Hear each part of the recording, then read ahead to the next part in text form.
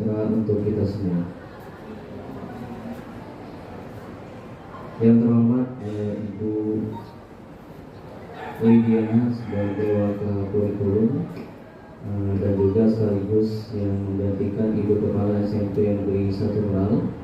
Yang saya hormati Bapak Ibu Majelis Guru yang turut serta berpartisipasi.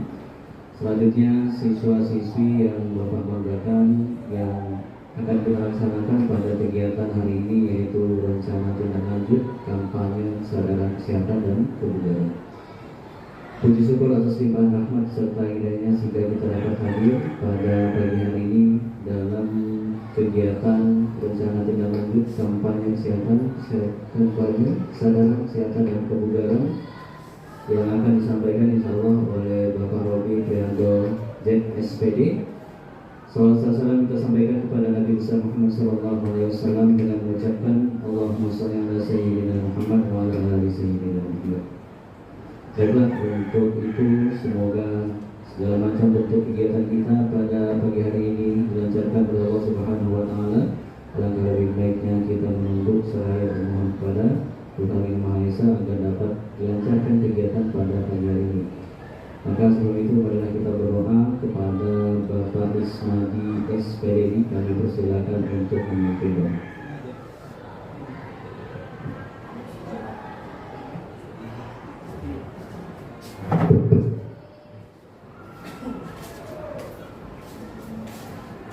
Assalamualaikum warahmatullahi wabarakatuh.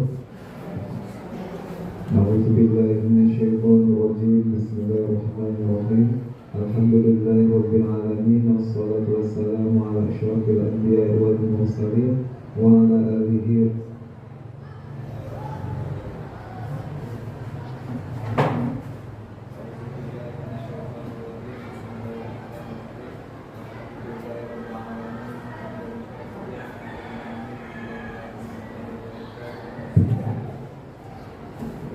Ya Rabbana lakal hamdu kama yanbaghi li jalali wajhikal karim wa 'azimi sultanik. Allahumma shalli ala sayyidina Muhammad wa ala ali sayyidina Muhammad.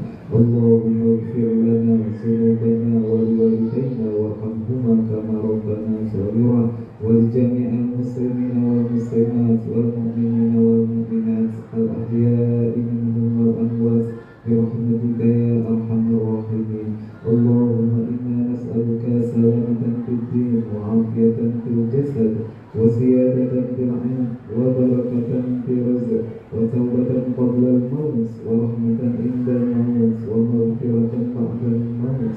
Allahumma harim 'alaina fi sakaratil maut wa najatan minan nari wa inda al-hisab.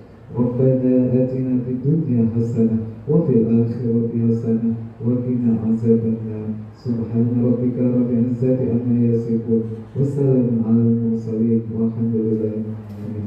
Taqabbalallahu minkum.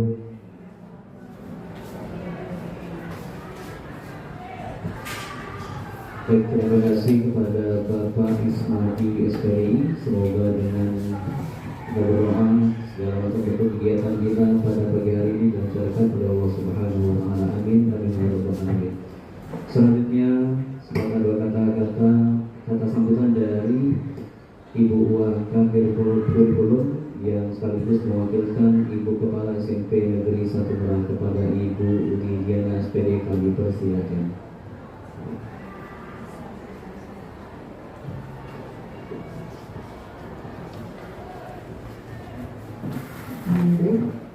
Bismillahirrahmanirrahim. Assalamualaikum warahmatullahi wabarakatuh.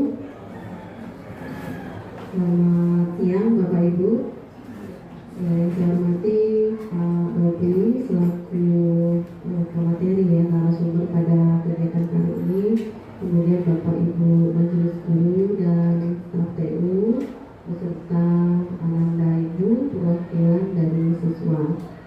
Ya, syukur alhamdulillah yang hari ini kita berkumpul di ruangan labor IPA ini dengan agenda yaitu pemaparan rencana tindak lanjut tentang kampanye kesadaran kesehatan dan kebugaran yang akan disampaikan oleh Pak Robi, di mana kegiatan ini merupakan salah satu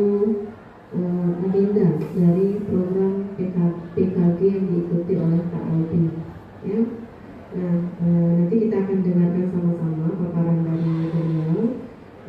Kita harapkan nanti RTA ini bisa dilaksanakan di sekolah kita ya Pak ya.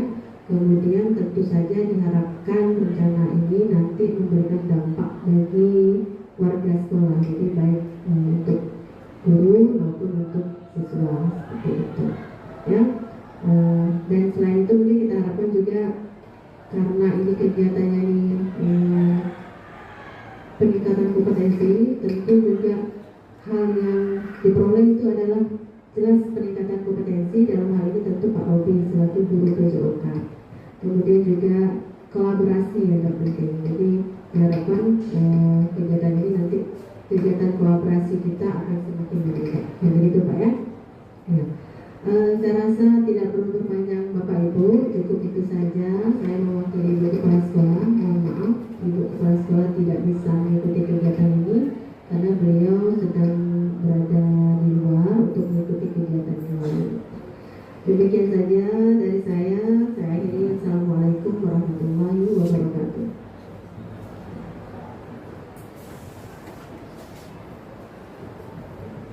Baik, terima kasih kepada Ibu Lidiana SPD. Selanjutnya rangkaian inti kegiatan kita pada pelaksanaan tindak lanjut kampanye kesehatan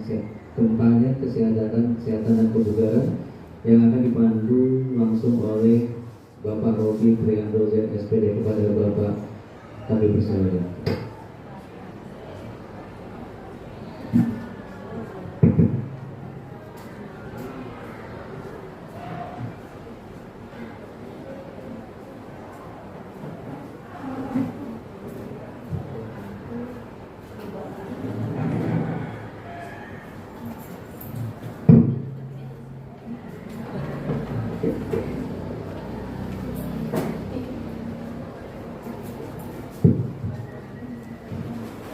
Bismillahirrahmanirrahim. Assalamualaikum warahmatullahi wabarakatuh. Selamat pagi, salam sejahtera untuk kita semua. Sebelumnya saya ucapkan terima kasih banyak kepada Ibu Liliana yang mewakili kepala sekolah dalam memberikan kesempatan kepada saya pribadi untuk menampilkan program rencana tindak lanjut dari apa yang telah saya jalani di dalam pendidikan guru PKG PJOK tahun 2024. Sebelumnya program ini sebetulnya saya sempat buat dan sempat juga saya sampaikan terutama di kelas yang saya ampu, yaitu kelas 9, bahwasannya program ini akan sangat baik apabila dilaksanakan bukan hanya ditujukan kepada siswa, tetapi kepada setiap aspek atau elemen yang ada di sekolah, baik itu siswa, guru, bahkan orang tua, termasuk pihak kantin sekolah dan lain-lain. Kemudian programnya sudah ada, dan ini adalah rencana tindak lanjut atau actionnya dari program yang telah saya buat. Judulnya kampanye kesadaran kesehatan dan kebugaran yang berfokus pada pentingnya aktivitas fisik dan kesehatan dalam kehidupan sehari-hari. Jadi kalau judul program panjangnya seperti ini.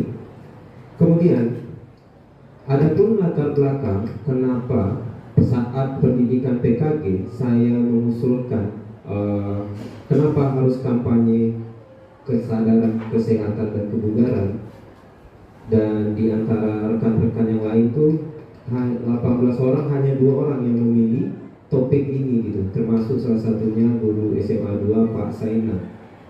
Nah, alasan yang pertama, penelitian menunjukkan bahwa kurangnya aktivitas fisik dapat menyebabkan berbagai masalah kesehatan seperti obesitas, gangguan jantung, dan diabetes. Oleh karena itu, pendidikan mempromosikan kebugaran dan kesehatan fisik harus ditingkatkan sejak usia dini. Jadi kita sudah sama-sama ketahui bahwa penyakit yang bagi kita itu hanya dialami oleh orang-orang yang usia lanjut, akan tetapi zaman sekarang itu sudah dialami oleh anak-anak usia produktif. aktif atau golden age. Usia 12-14 tahun dan terkena penyakit yang dulunya itu dialami oleh orang lanjut usia. Sama-sama bisa kita baca berita bahwasanya usia 12 tahun siswa SD kelas 6 sudah harus rutin cuci darah karena ginjalnya sudah rusak. Kemudian ada yang pengen langsing, sedot lemak instan, akhirnya berujung maut. Ada beritanya. Jadi pentingnya kesehatan salah satu yang melatar belakangi kenapa saya memilih program ini untuk dijalankan di sekolah kita. Kemudian pendidikan jasmani, olahraga dan kesehatan atau PJOK memiliki peran penting dalam perkembangan fisik dan mental siswa. Di era modern ini, pentingnya kesehatan dan kebugaran semakin mendapat perhatian seiring dengan meningkatnya gaya hidup sedentari yang berdampak negatif pada kesehatan masyarakat, termasuk siswa SMP. Jadi Bapak Ibu, anak-anak siswa-siswi itu kita berada di zaman yang disebut sebagai gaya hidup sedentari. Mungkin dari kita banyak yang belum tahu apa gaya hidup itu. Gaya hidup sedentari itu adalah gaya hidup yang pasif, atau bahasa anak-anak gaul sekarang itu disebut sebagai kaum rebahan gitu ya, malas bergerak. Banyak faktor yang mendukung, banyak faktor yang menyebabkan kenapa gaya hidup ini sangat tinggi di zaman atau di era modern sekarang. Pertama mungkin karena faktor gadget, perkembangan IT, teknologi yang sangat cepat, kemudahan dan perkembangan zaman sehingga membuat yang namanya kita manusia malas untuk bergerak, malas untuk melakukan sesuatu, semua bisa dilakukan di handphone. Nah, itulah salah satu penyebab dari penyebab yang lain. Kemudian, tujuan dari program ini dibuat adalah yang pertama mengembangkan keterampilan motorik dan pengetahuan siswa tentang kesehatan dan kebugaran fisik.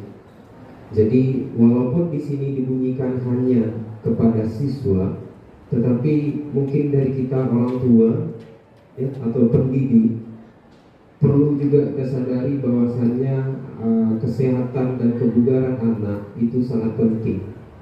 Bagaimanapun pintar, cerdas dan berbakatnya anak, apabila ada salah atau ada kelainan di bagian kesehatan, itu akan menjadi dinding pembatas atau penghalang yang sangat besar. Ya, jadi mari kita sama-sama jaga kondisi fisik kita, baik itu jasmani maupun rohani. Kemudian yang kedua, meningkatkan pemahaman siswa tentang pentingnya aktivitas fisik dalam kehidupan sehari-hari. Coba di sini ditekankan terlebih dahulu, itu yang dibunyikan atau yang dipahamkan sekali itu tentang aktivitas fisik. Selama ini mungkin kita sering salah kaprah ya, bahwasanya kita berpikir aktivitas fisik itu hanya olahraga. Ternyata tidak. Aktivitas fisik itu tidak hanya berbentuk olahraga, tetapi aktivitas fisik yang paling efektif dan efisien dan bagus dalam menjaga kesehatan ya memang olahraga. Kemudian yang ketiga, mengasah keterampilan berpikir kritis, kolaborasi dan komunikasi melalui kegiatan proyek ini atau program ini. Jadi di sini kita bekerja sama, baik itu guru mapel PJOK, saya sendiri dengan Pak Ernedi akan berkolaborasi dengan guru-guru mapel lain, terutama di sini adalah guru IPA, di mana nanti akan ada hasil produk akhir dari program ini.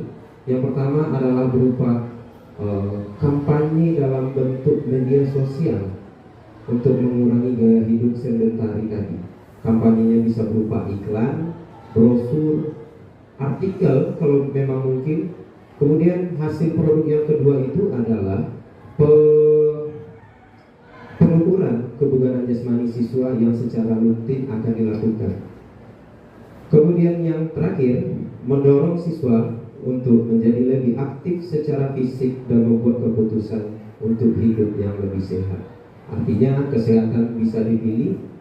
Apa yang dilakukan sekarang tidak akan dituai 2-3 hari lagi, akan tetapi bertahun-tahun kemudian akan terasa. Lanjut, capaian, langkah-langkah dan hasil yang diharapkan. Yang pertama untuk capaian, keterampilan motorik dan pengetahuan kesehatan. Artinya di sini kemampuan gerak tubuh itu sangat dijadikan tujuan utama dalam penilaian keberhasilan program ini, dan juga sekaligus tentang pengetahuan apapun itu yang berkaitan dengan kesehatan. Yang keduanya ada pemahaman aktivitas fisik. Mungkin di sini kita bisa menentukan aktivitas fisik yang cocok untuk usia anak-anak, remaja, dewasa, atau bahkan lansia. Jadi jangan semua diembat, terutama juga nih yang anak-anak. Kalian dalam masa yang paling baik untuk bertumbuh dan berkembang. Jadi gunakan masa ini untuk melakukan hal-hal yang positif, yang berkegiatan aktivitas fisik. Jangan hanya rebahan dalam kamar main game, ya. Karena kalau sudah lewat masa usianya, maka tidak akan ada lagi yang namanya perkembangan dan pertumbuhan. Kemudian yang ketiga, keterampilan berpikir kritis, kolaborasi, serta komunikasi. Jadi kita dituntut untuk berpikir kritis, apa kegiatan yang cocok, apa program yang pas, metode latihan, kemudian bagaimana kita bekerja sama, baik itu kepada sesama kita sebagai guru, bekerja sama dengan orang tua, pihak luar, bahkan daripada instansi-instansi terkait. Kemudian yang keempat, kemandirian dan keputusan untuk hidup sehat tadi. Yang kedua, di sini ada langkah-langkah yang akan dilakukan dalam melaksanakan program ini. Yang pertama, peluncuran proyek yang sedang kita lakukan sekarang. Kemudian nanti akan ada pengumpulan informasi yang akan dilakukan oleh siswa, ya, yang akan dilakukan oleh siswa. Pengumpulan informasi itu bisa berupa informasi tentang kesehatan apa saja, kemudian aktivitas fisiknya apa saja, dan lain-lain. Yang ketiga, ada di situ pengembangan dan umpan balik. Jadi sebelum kita melaksanakan implementasi, kita akan lakukan yang namanya dulu pengembangan dan umpan balik. Apabila ada di dalam program tersebut yang ingin diperbaiki atau yang ingin ditambahkan sebelum kita melakukannya. Dan yang keempat di situ baru kita melakukan implementasi kampanye. Ini kita akan lakukan nanti melalui media sosial, media online, dan juga grup WA atau grup Facebook. Kemudian yang terakhir adalah evaluasi dan refleksi. Disinilah kita nanti akan menilai kelebihan, kekurangan-kekurangan selama kita melaksanakan program ini. Dan yang ketiga, hasil yang diharapkan. Inilah hasil yang akan diharapkan dalam melaksanakan program ini. Yang pertama ada peningkatan kesadaran dan pengetahuan. Artinya mungkin kita semua sadar bahwasanya kesehatan itu penting, tetapi untuk menjaga dan melestarikan yang namanya budaya hidup sehat itu kita banyak yang belum tahu caranya, ya. Kemudian yang kedua ada pengembangan keterampilan, di mana kalau sudah yang namanya badan sehat, keterampilan apapun itu gampang untuk dilakukan. Keterampilan motorik, kegiatan-kegiatan berhubungan dengan aktivitas fisik itu sangat-sangat bisa dilaksanakan. Yang ketiga, perubahan perilaku. Ini untuk anak-anak Bapak, ya. Perubahan perilaku. Ini sesuai dengan moto di PJOK, mens sana in corpore sano. Di dalam tubuh yang sehat terdapat jiwa yang kuat. Artinya kesehatan dan kebugaran yang terjaga, pasti pola pikir dan rohaninya juga pasti baik. Jarang orang yang tak bagus kondisi fisiknya itu pola pikirnya bagus juga, karena semuanya itu saling berkaitan. Terakhir, hasil yang diharapkan adalah peningkatan partisipasi masyarakat dan komunitas sekolah. Inilah hasil yang sebetulnya menjadi hasil yang paling ingin diharapkan untuk diwujudkan. Artinya kita semua di sini bukan hanya guru, siswa, semua aspek yang ada di sekolah ini akan selalu berpartisipasi dalam bentuk kegiatan, program, dan lain-lain. Kemudian struktur program dan mitra dalam komunitas belajar. Skala programnya dilaksanakan untuk siswa kelas 7, 8, dan 9. Mungkin untuk kelas 9 Bapak tidak pernah sampaikan di kelasnya bahwasanya kita akan mengadakan tes kebugaran jasmani di semester ini, kemudian nanti di semester 2 lagi kita akan ukur ada nggak peningkatan level kebugarannya. Apakah dari tes awal dan tes akhir dia meningkat, apakah tes awal dan tes akhir dia menurun. Oke, kemudian yang kedua, pengaturan program. Ruangan yang akan dilaksanakan itu adalah di lapangan sekolah, lapangan olahraga, dan ruangan kelas. Waktu dilaksanakan di mata pelajaran PJOK sesuai dengan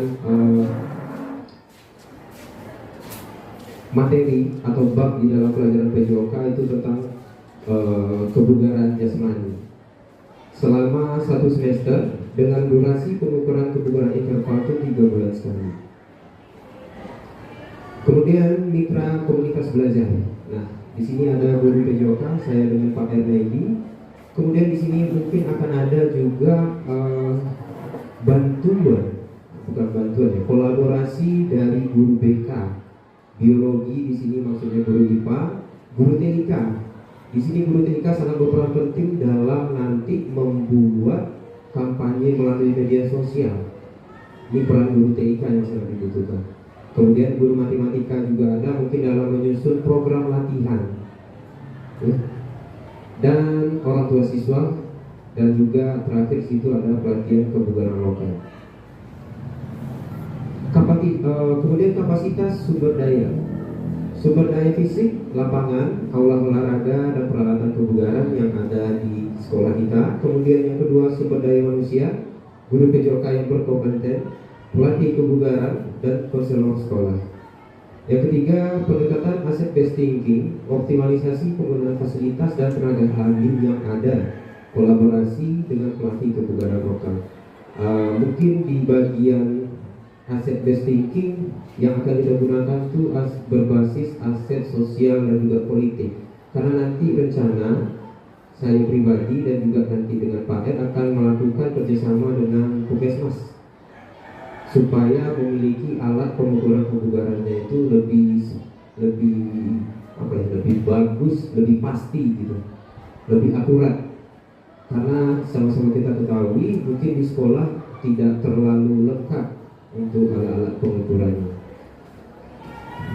Kemudian rencana evaluasi di sini nanti mengenai sumber informasi bisa dari siswa, guru, orang tua, atau pelatih kebugaran.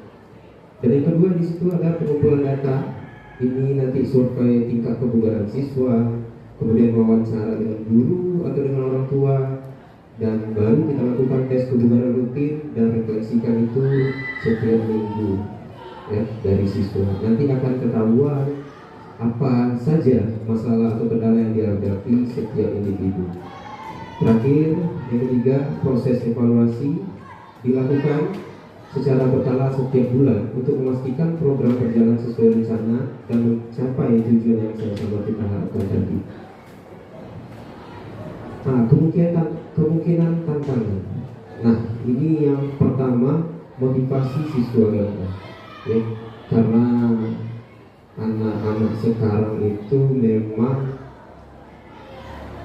dikasih pilihan antara beraktivitas fisik dengan bermain handphone dalam kamar, itu rata-rata bakal milih main handphone di rumah seharian daripada aktivitas fisik di luar.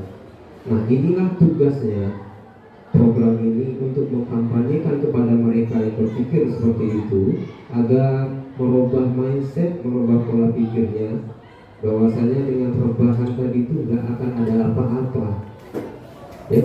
Nah, solusinya di situ ada meningkatkan engagement melalui kegiatan yang melibatkan aktivitas fisik. Kita ajak dia melakukan aktivitas fisik yang bisa dia rasakan langsung manfaatnya. Kemudian yang kedua, kurangnya keterlibatan aktif dari masyarakat lingkungan sekolah. Di sini maksudnya peran kerjasama, kolaborasi untuk mewujudkan tujuan dari program ini akan berat tantangannya, terutama kalau hanya bertumpu kepada saya dan Pak R saja, tanpa ada bantuan dari guru-guru lain, ya, tenaga kependidikan. Bahkan di sini juga termasuk salah satunya itu pihak kantin sekolah, karena yang akan bertujuan yang akan menyediakan gizi untuk siswa yang sesuai. Kemudian yang ketiga, keterbatasan fasilitas. Yang ini memang kita harus sama-sama memanfaatkan aset fisik yang ada di sekolah, kemudian kita gunakan nanti aset sosial dan politik untuk melaksanakan kegiatan yang tidak bisa kita laksanakan di sekolah kita. Oke, penutup, dengan rencana program ini diharapkan seluruh aspek yang terlibat dalam memperoleh pengalaman yang bermanfaat dalam mengembangkan keterampilan fisik dan sosial mereka. Jadi kalau tujuan dari program ini terlaksana, bukan hanya kemampuan fisik kebugaran yang meningkat, tetapi kemampuan kita bersosialisasi, bekerja sama, saling menghargai pendapat itu juga meningkat. Kemudian serta meningkatkan kesadaran komunitas sekolah tentang pentingnya hidup sehat dan aktif. Jadi saya rasa cukup sampai di situ paparan dari program kegiatan. Ini hanya berbentuk slide ya, atau PowerPoint. Kalau mau yang lebih lengkap, saya sudah ada programnya. Nah, yang lebih lengkap dalam bentuk Word. Di situ jelas banyak sekali tujuan, ada 4. Ya, produk utamanya di situ juga ada. Nah, tuh produk yang akan dipublikasikan nanti adalah media sosial. Siswa mungkin bisa membuat akun atau akun melalui akun sekolah.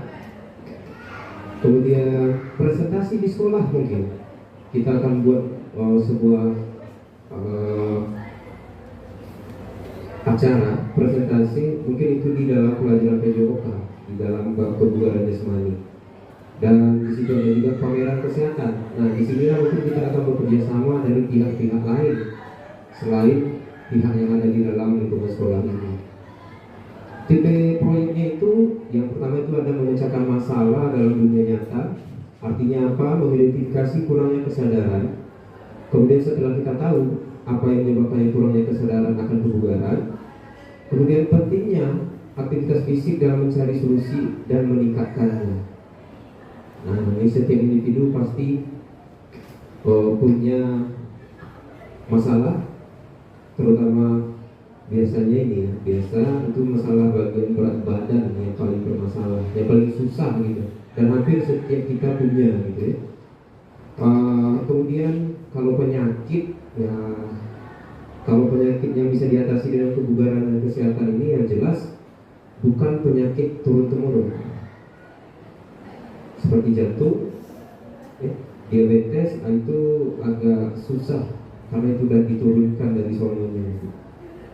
Kemudian tipe proyek ini bisa juga termasuk dalam tantangan membuat karya. Itulah yang akan kalian hasilkan, entah itu spanduk, ya untuk anak bapak nih, brosur, iklan. Kalau kalian kreatif bisa dibuatkan dalam bentuk iklan mungkin. Sebelumnya gemuk, sesudahnya kurus, berotot gitu ya, lebih sehat. Model pembelajaran jelas kita menggunakan di sini model pendidikan kebugaran. Ini untuk anak-anak. Nanti kita akan melaksanakan tes. Peserta didik yang dilibatkan di sini baru saya buat kelas 9 saja, karena baru sempat kemarin menyampaikan kepada kelas 9. Waktu pelaksanaan proyek itu 6 minggu semester kedua tahun ajaran nanti. Nah, di sini ada mata pelajaran yang dilibatkan seperti yang saya bilang tadi, dan jelas yang pertama itu PJOK sendiri, kemudian IPA. Mungkin di sini guru IPA bisa membantu untuk menjelaskan kepada anak-anak kita memahami fungsi tubuh, ya, anatomi tubuh, dan juga fungsi kesehatan dan pentingnya kesehatan. Dan di sini juga ada TIK. dalam pembuatan materi kampanye digital dan bahasa Indonesia juga ada ternyata. Selain matematika juga tadi, mungkin di sinilah kemampuan literasi yang Anda sekalian akan dites nanti. Bagaimana penyampaian kalimat, kata per kata yang akan menarik orang untuk membaca. Jam pembelajaran proyeknya dilaksanakan di intrakurikuler, di mana nanti akan dilaksanakan di jam pelajaran PJOK sendiri.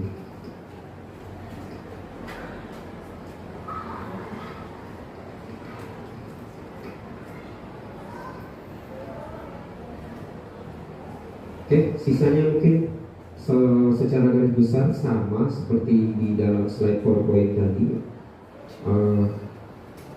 Saya rasa cukup untuk penyampaian tentang rencana tindak lanjut program. Mungkin dari Bapak Ibu atau Ananda yang ingin ditanyakan atau saran masukan dipersilakan.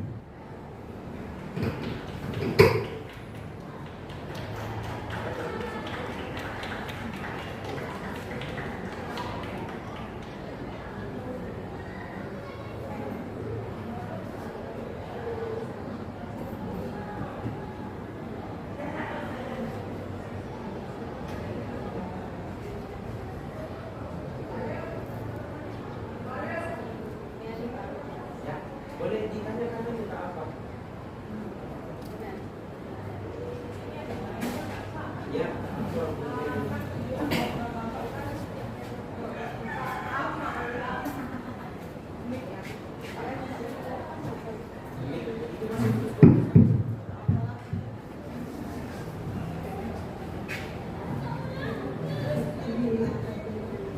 Oke Pak, tujuan program Bapak kan yang kedua itu meningkatkan pemahaman siswa tentang pentingnya aktivitas fisik dalam kehidupan sehari-hari.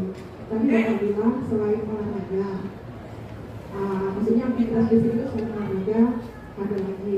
Yang saya ingin tahu contoh-contoh aktivitas fisik selain olahraga. Karena kan ada yang macam-macam kita nih malas berolahraga Pak. Oke Pak, terima kasih.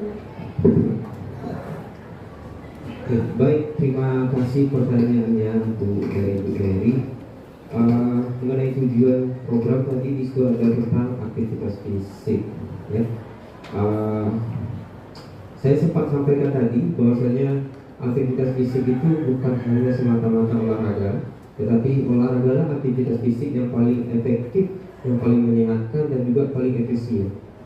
Artinya gini. Aktivitas fisik itu bisa dibagi berdasarkan 3 kategori. Mulai dari pertama aktivitas fisik kategori rendah, kemudian aktivitas fisik sedang, dan aktivitas fisik berat. Yang rendah ini atau yang level pertama ini dari kita semua pasti sudah dilakukan. Salah satu contoh aktivitas fisik level pertama ini adalah berjalan. Itu yang paling simpel. Kemudian aktivitas fisik level kedua ini biasanya untuk meningkatkan kebugaran. Nah, nanti di dalam program untuk meningkatkan level kebugaran akan ada nanti program latihan.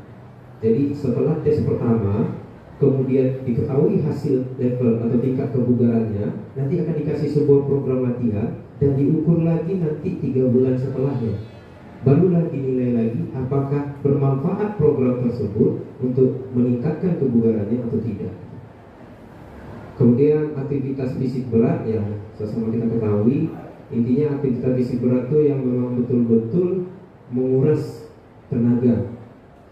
Salah satunya ya olahraga angkat beban berat, itu termasuk kategori. Dan ciri-cirinya yang paling nampak dalam aktivitas fisik kategori yang paling tinggi ini perubahan postur, perubahan bentuk, dan juga pembesaran massa otot. Kalau aktivitas fisiknya nggak sampai membuat berubah bentuk, berarti belum termasuk kategori berat.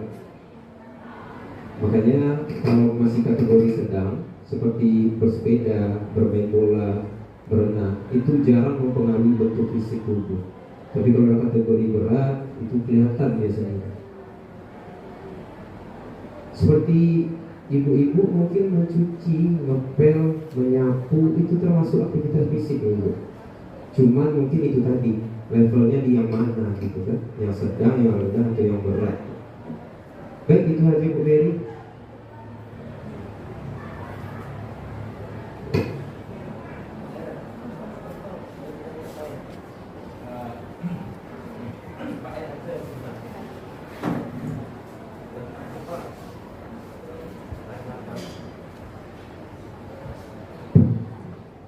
Assalamualaikum warahmatullahi wabarakatuh. Tadi sudah disampaikan mengenai kesadaran kesehatan dan kebugaran, dan juga tadi sudah disampaikan banyak masyarakat atau kita yang malas bergerak atau disebut tadi rebahan. Nah, bagaimana menjawab tantangan ini sehingga dari tadi mengatakan ada malas bergerak yang disebut dengan rebahan, ditujukan kepada kesadaran kesehatan dan kebugaran. Baik, terima kasih Pak Ed. Inti dari pertanyaan Pak Ed tadi yang saya tangkap itu kaum rebahan tadi, bagaimana cara memotivasinya gitu ya.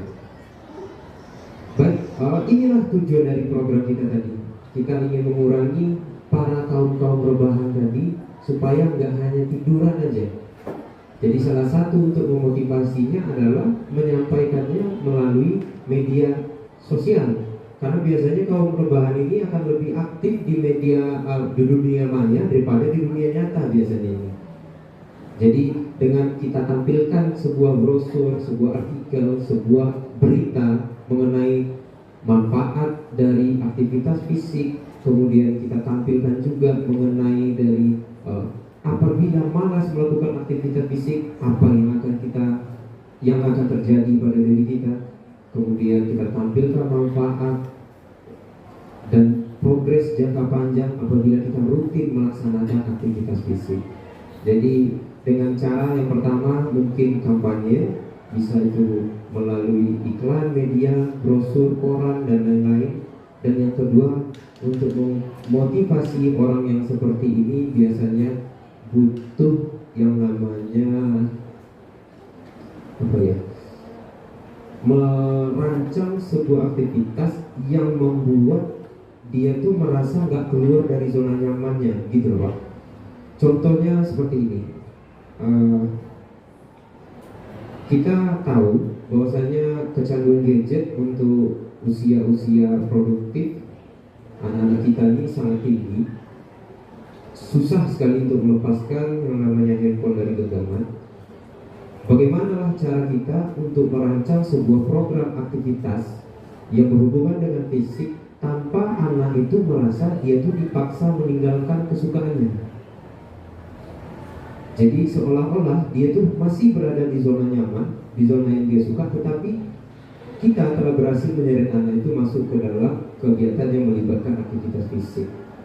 Begitu Pak menurut saya, bagaimana cara kita memotivasi untuk orang-orang sedentari nantinya Pak, orang-orang yang pasif gitu, jarang sekali melakukan aktivitas fisik. Menurut saya seperti itu Pak Ernedi. Mungkin ada tambahan yang lain Bapak Ibu dari anak-anak, silakan kalau ada mau ditanyakan.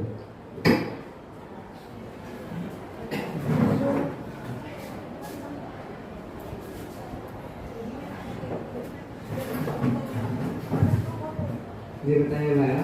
Ya, silakan Pak. Gimana cara Bapak memantau orang-orang dengan gaya hidup sedentari tadi, sedangkan Bapak hanya bisa memantau dari sekolah Pak? Bagaimana dengan kehidupan anak-anak tersebut jika berada di rumah? Bagaimana cara Bapak memantau cara gaya hidup dari anak-anak di rumah? Oke, baik, ini pertanyaan yang bagus. Kenapa? Karena kalau Bapak pribadi pasti hanya bisa pantau itu pun hanya di saat jam pelajaran PJOK kan. Lepas jam pelajaran PJOK ganti baju ke kantin, bawa makanan ke kelas, rebahan di kelas gitu kan, duduk gitu. Cara yang pertama itulah tadi Bapak sempat sebut bahwasanya akan dikasih sebuah jadwal rutin atau jadwal latihan setiap orang itu berbeda. Ya, mungkin antara Rizky dengan Fendi berbeda jadwalnya. Bagian Rizky mungkin lebih banyak melakukan aktivitas di luar rumah, di lapangan, ya, di jalan, mungkin jogging dan lain-lain. Dan bagian Fendi mungkin program latihannya itu hanya di seputaran rumah. Apa itu? Program latihan kinestetik aja dulu. Push up, sit up, ya, yang ringan-ringan dulu. Kalau untuk Rizky mungkin dia udah bisa masuk ke bagian jogging, bersepeda, jauh. Nah, cara Bapak mengontrolnya nanti itu akan ada tanda tangan orang tua. Betul program yang Bapak buat ini, silakan bawa pulang, lakukan. Kalau memang sudah dilakukan, ditandatangani oleh orang tuanya. Jadi kalau tak ada tanda tangan orang tuanya, berarti dia belum melaksanakan program ini. Ya, karena biasanya butuh 90 hari untuk merubah hal yang biasa kita lakukan menjadi sebuah kebiasaan. Panjang waktu 90 hari, 3 bulan. Mungkin hari pertama, minggu kedua melakukan kegiatan fitness, kinestetik tadi, itu merasa kita keberatan. Masuk minggu ketiga, minggu keempat, minggu kelima, sampai 90 hari itu akan menjadi kebiasaan nanti. Apabila nggak dilakukan, malah kita yang akan kecarian nanti. Ya, jadi cara mengontrolnya seperti itu, tergantung lagi orang tuanya mau diajak berkolaborasi, bekerja sama atau tidak. Atau main contreng aja, anaknya nggak melakukan apa-apa dan diokekan aja. Ya, begitu caranya kayaknya. Sudah? Oke, baik. Ada lagi dari ibu-ibu mungkin? Pak Ismadi, Pak Julham, ada bagian Bu Diva dari Bapak Julham. Nah, itu guru biologi, Bu Diva maksud.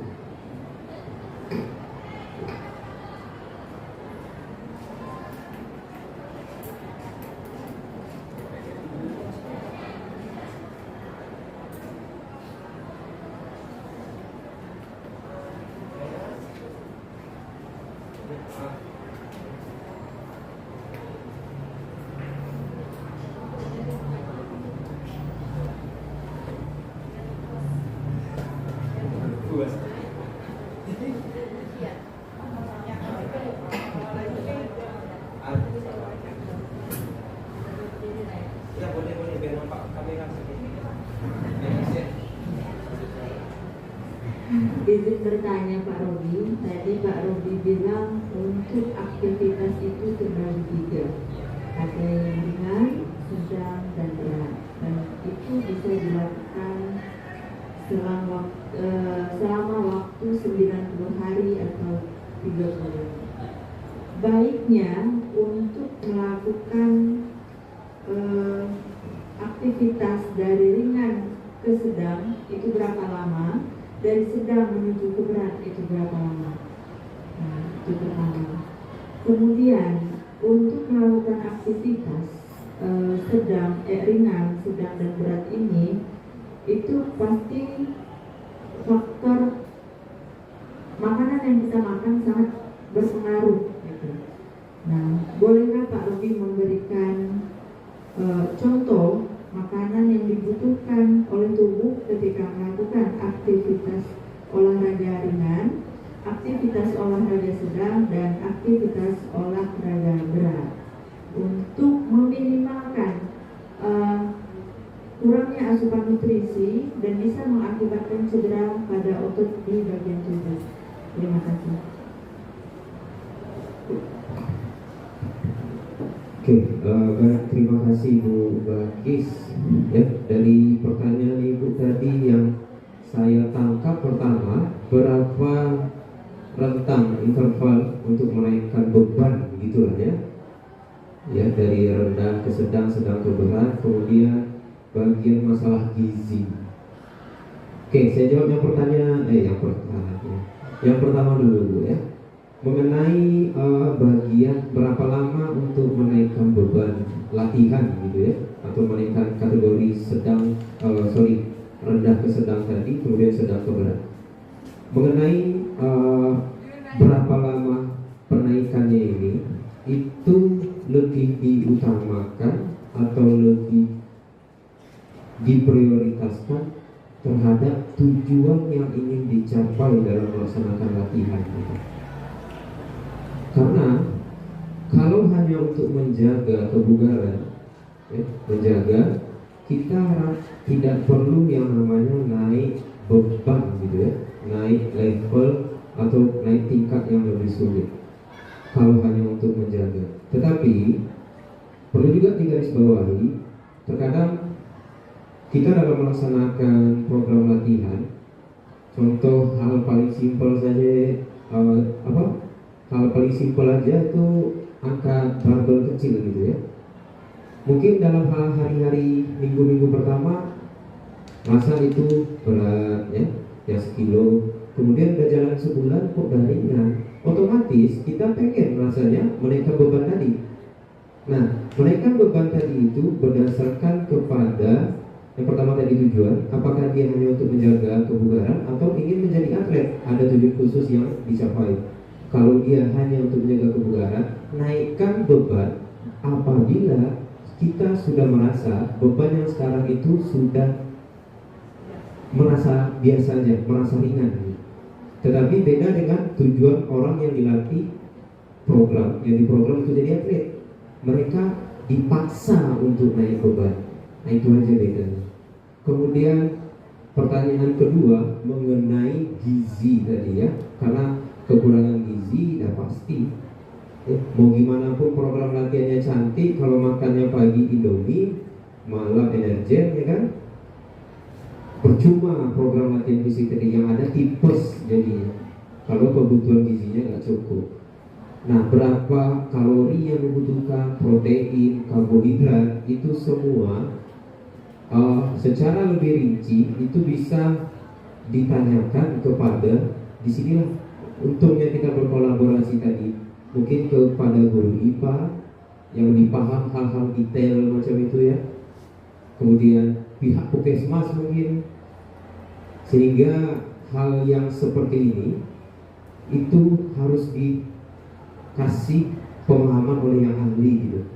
Kalau saya pribadi berfokus kepada program latihan, tapi kalau untuk masalah gizi, kalau guru olahraga juga yang ngasih, kalau saya prinsip selagi lapar makan, nah gitu aja. Apa yang masuk itu semua jadi glukosa dalam tubuh, disimpan di sel otot, itulah yang digunakan jadi bahan bakar gitu kan. Tapi rincian proteinnya berapa, karbonnya berapa, kalorinya segini, itu fungsinya kolaborasi dengan mitra tadi, salah satunya itu pihak puskesmas atau guru IPA yang memang paham betul detail tentang itu. Baik, itu saja Bu Balkis.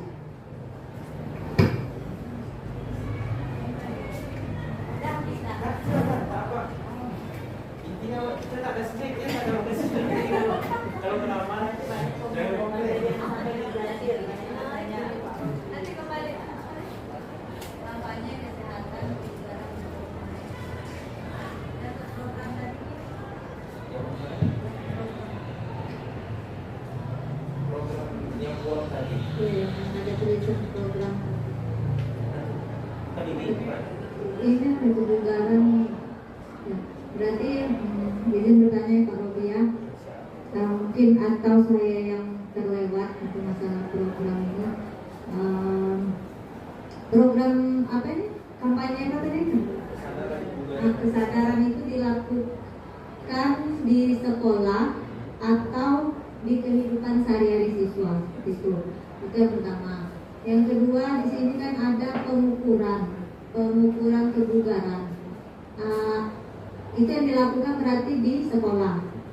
Nah, bentuk apanya itu, indikatornya itu, pengukurannya itu seperti apa Pak? Nah, itu ya kan berkaitan tadi, kegiatannya itu dilakukan di sekolah atau di rumah atau di kegiatan sehari-hari mereka di luar sekolah, dan pengukurannya apa yang diukur. Terima kasih. Oke, baik, terima kasih Bu Era atas pertanyaannya. Yang pertama tadi yang saya tangkap itu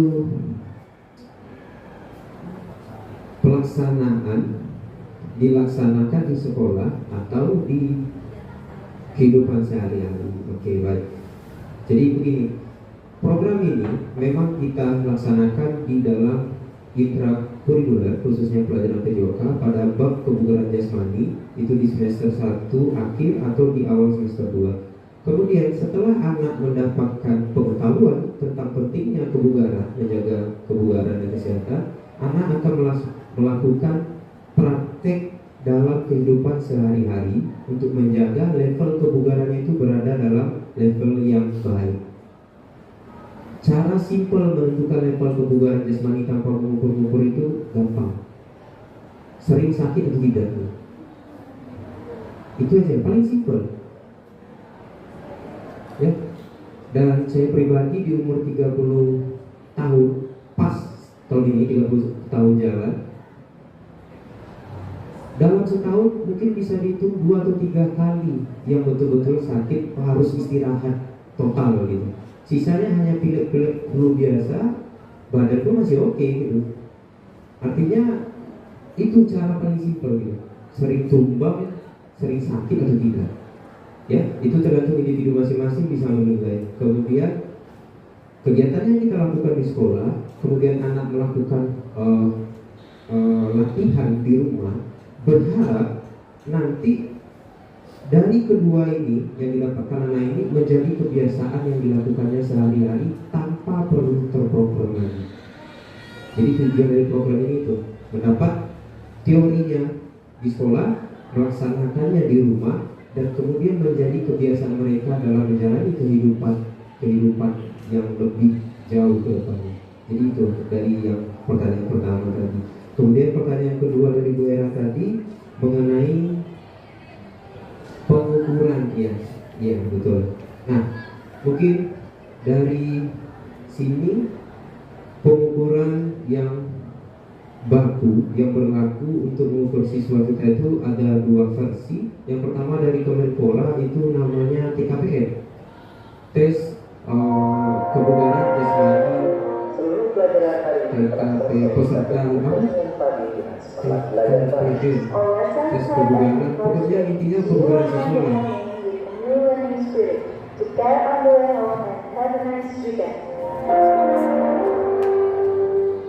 Oke. Tes yang pertama itu yang versi Kemenpora itu sudah pernah kita lakukan. Mungkin Rizky sudah pernah merasakan tes itu ya, tes kebugaran kemarin itu. Kemudian ada versi yang kedua itu TKSI namanya, itu yang dari punya Kemendikbud. Jadi hanya beda nama, tes kebugaran siswa Indonesia, kemudian tes kebugaran peserta didik gitu. Walaupun beda nama, tetapi ada beberapa model tes yang berbeda gitu dari 2 versi tersebut. Dan yang paling inti dari kedua versi itu adalah setiap versi memiliki patokan penilaian masing-masing, cara, kemudian jenis penilaiannya. Karena penilaian setiap kategori aspek kebugaran itu dimulai dari kekuatan, kecepatan, koordinasi, barulah terakhir itu bagian kardiovaskular, kardiorespiratori alias jantung dan paru-paru. Disitulah tes yang paling akhir. Disitulah nanti yang bisa menentukan anak kita ini masuk ke kategori yang mana. Jadi bisa dilaksanakan TKSI tesnya, bisa dilaksanakan TKPN berdasarkan yang bisa kita manfaatkan di sekolah, yang bisa kita lakukan gitu. Baik, itu saja Bu Era. Mungkin ada lagi dari Pak Julham. Kalau sudah tidak ada, dari anak-anak yang perempuan ada? Yakin? Itu dari Bu Mehri kayaknya masih ada.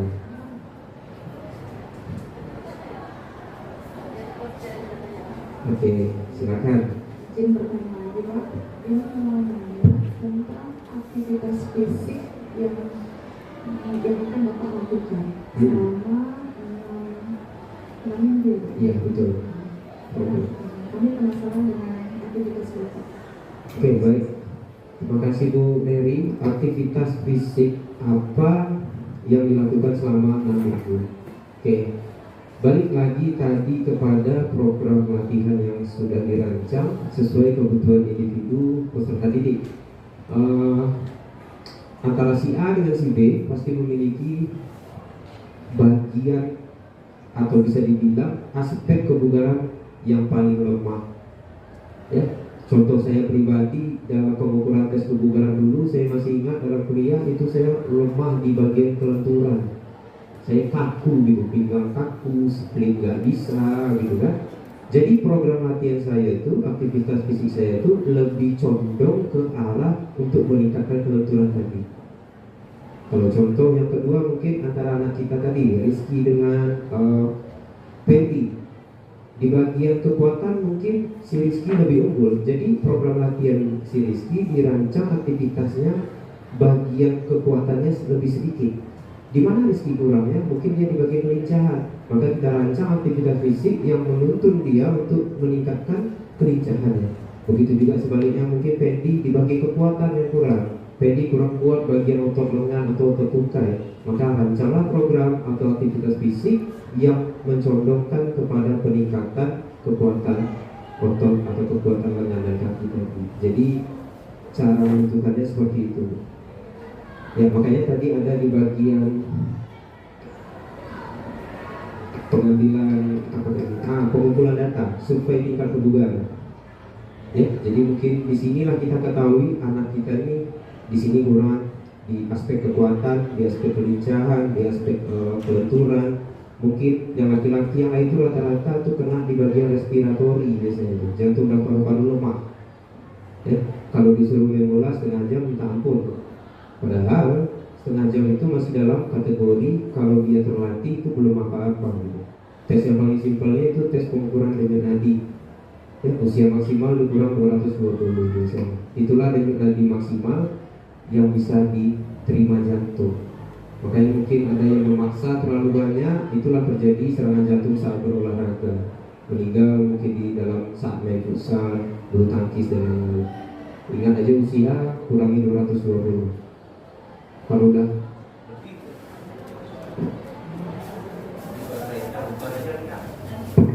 Oke, kalau sudah lebih dari situ, itu udah alarm atau warning dari tubuh untuk segera istirahat.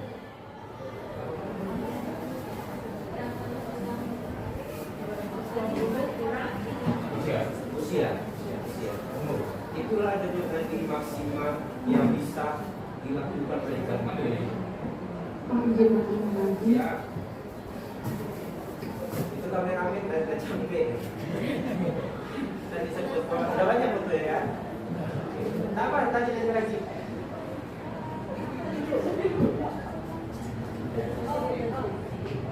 Pak, menurut kami itu kan rencana Bapak kan sangat bagus. Apakah bisa dimasukkan dalam proyek P5? Cocok tidak? Terima kasih.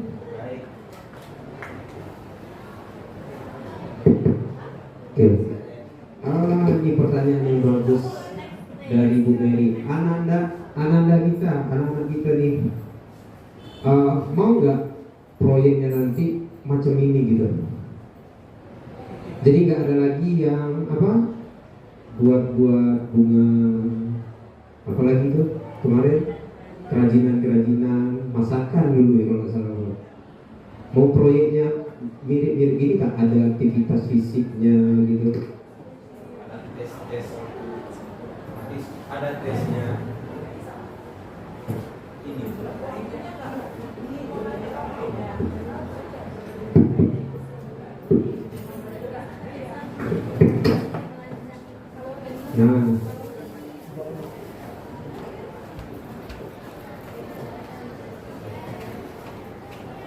Nah, inilah yang tadi kan slide presentasi PowerPoint yang saya buat.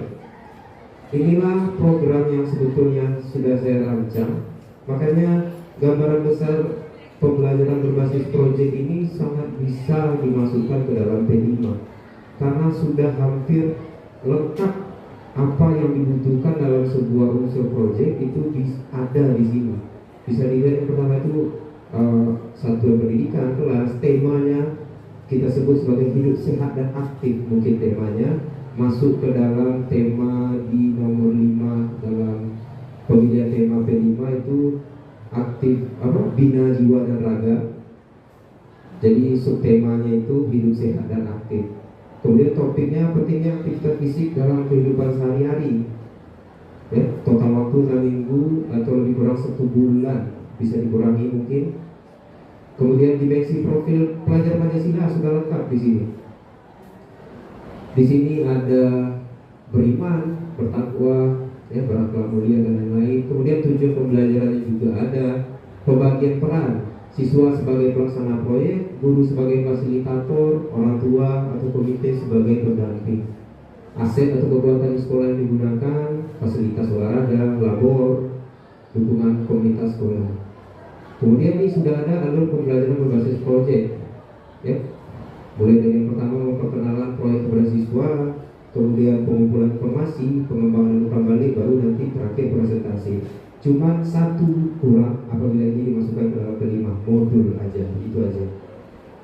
Modul aja project. Kalau ada modul aja project, ini tidak bisa langsung pindah, langsung jadi P5 gitu. Iya.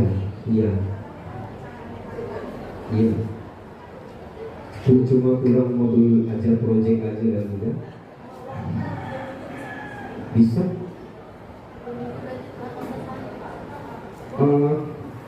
Kalau total waktu 3 minggu berarti 15 hari. Mungkin lebih hasil akhirnya nanti, Bu. Karena di program saya ini kan hasil akhir atau produknya ada 2 nih. Yang pertama kan berupa kampanye melalui media sosial dan lain-lain, dan yang kedua ini adalah peningkatan tes kebugaran siswa. Nah, kalau waktunya hanya 3 minggu, yang kedua ini nggak usah dipakai. Jadi nanti hasil akhir anak itu adalah berupa kampanye melalui media sosial aja. Nah, itu waktunya nggak cukup kan kalau untuk P5.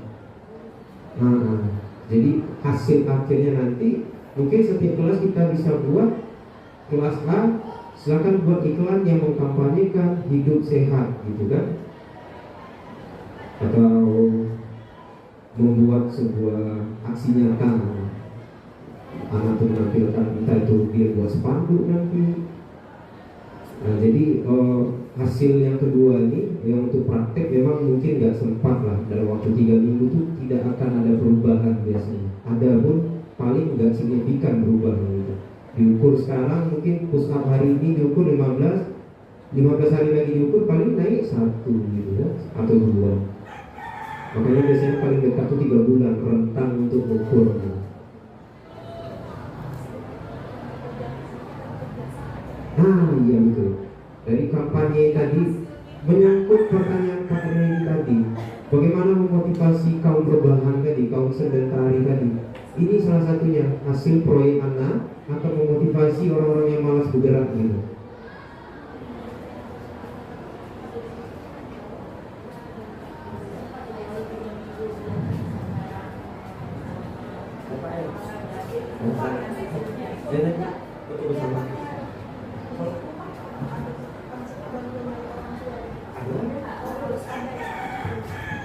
Bisa diadakan, bisa ditidakkan sebetulnya.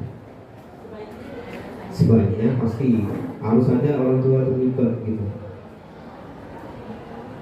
Paling tidak di bagian gizi, pertanyaan Kak Abu Balkis tadi. Nah, orang tua di bagian gizi tadi atur 4 cm sempurna anaknya gitu. Makanya tadi kan ini kalau kolaborasinya berjalan baik, semuanya ikut terlibat, jalan memang tema ini.